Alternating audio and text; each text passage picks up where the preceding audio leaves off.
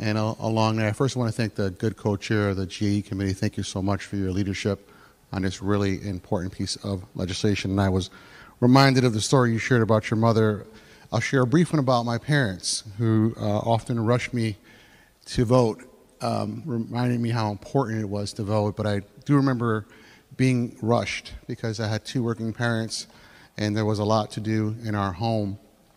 And what we're doing here today really would help many families like my family who have a mountain of responsibility and just want to participate in our democracy and how difficult it is.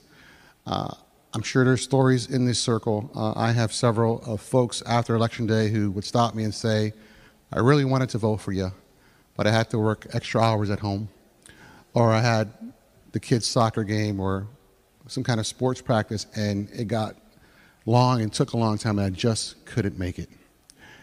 And today I'll be thinking of my parents as I cast a yes vote for this important piece of legislation.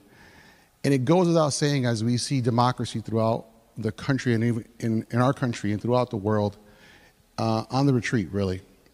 And it's not hyperbole. What we're doing here today is opening the doors of democracy wider for more and more people in the state of Connecticut to participate in our government, to have a say in what goes on in this circle and in this chamber and downstairs and in the governor's mansion. That's what this bill really is about. It's about finally getting it together after 46 other states have and making it easier for people in the state of Connecticut to vote. It's about democracy. It's about opening those doors. It's about acknowledging how busy families are nowadays, working, raising children, doing so many other things. And this really is going to strengthen the state of Connecticut and strengthen this chamber, strengthen this assembly.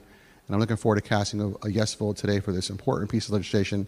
And I hope all my colleagues would join me in doing the same. Thank you very much, Madam President.